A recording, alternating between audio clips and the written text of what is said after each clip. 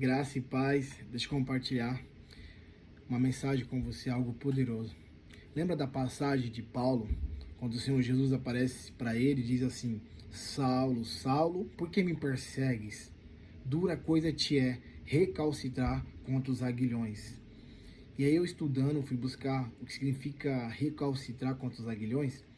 A gente vai pesquisar e vai entender que o aguilhão era uma lança pontuda onde aquele que levava os boi, o boi estava indo na frente, ele ia com esse aguilhão, uma lança. E daí o boi, às vezes, querendo parar o processo, quando ele começava a ficar meio lento, se espetava nele para que ele continuasse o processo e não diminuísse.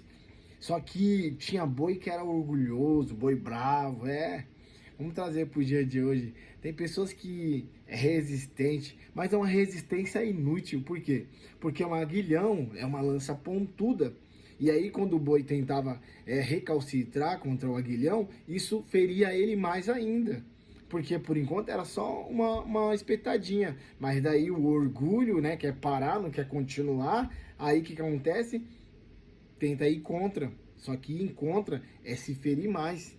Então, a palavra vai nos ensinar ali que Paulo estava tendo uma resistência contra o evangelho de Jesus, ao ponto que o Senhor tem que descer para que ele caia do cavalo, para que ele fique cego e a partir daí o Senhor cure ele para que ele possa ver, mas agora ver com clareza, ver da forma certa. Então, tem pessoas que estão resistindo e Deus está te dizendo: ei, dura coisa é você recalcitrar, é você ter essa resistência inútil contra aquilo que o Senhor decidiu fazer. Então para de ser orgulhoso, para de se ferir. Isso que você está fazendo, essa resistência inútil que você está fazendo, está ferindo você mesmo. Deixa esse orgulho de lado, porque a palavra diz que o orgulhoso Deus abate, mas o humilde Ele exalta. Que haja humildade em você de reconhecer que essa resistência sua está sendo inútil, você está resistente, está perseverando, mas numa coisa inútil que está só te ferindo.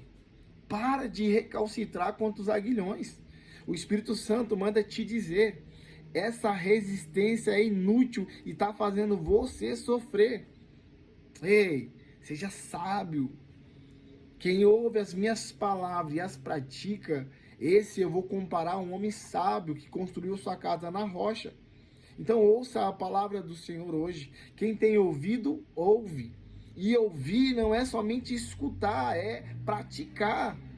Então ouça, pratica isso. Deixa de ser resistente nessa coisa que só está te ferindo. Aleluias. E agora tenha a humildade de reconhecer isso. E para desse orgulho. E segue em frente, mas da maneira certa e não ao contrário daquilo que o Senhor Deus quer para você, daquilo que é bom para você. Só que eu quero te dar um conselho: entre seguir o que você acha que é bom e o que Deus tem para você, segue o que Deus tem, porque está escrito que a vontade de Deus é boa, perfeita e agradável. A minha é boa, mas a dele é níveis maiores. Além de ser boa, é perfeita e agradável. Então, use essa sabedoria que o Senhor está te dando hoje. Receba a sabedoria e peça ela também, em nome de Jesus, porque está escrito que quem pede sabedoria, Ele dá livremente. Ele tem uma bondade de fazer isso para nós. Porque a sabedoria nos traz temor de entender que esse Deus, Ele é o nosso guia eterno. Ele quer nos guiar a águas tranquilas, a pastos verdejantes. Ele é o bom pastor, Ele quer cuidar de nós. Mas você está com uma resistência inútil, está se ferindo, está se machucando, porque quer insistir em algo que está dando errado, porque você está indo contra a vontade de Deus.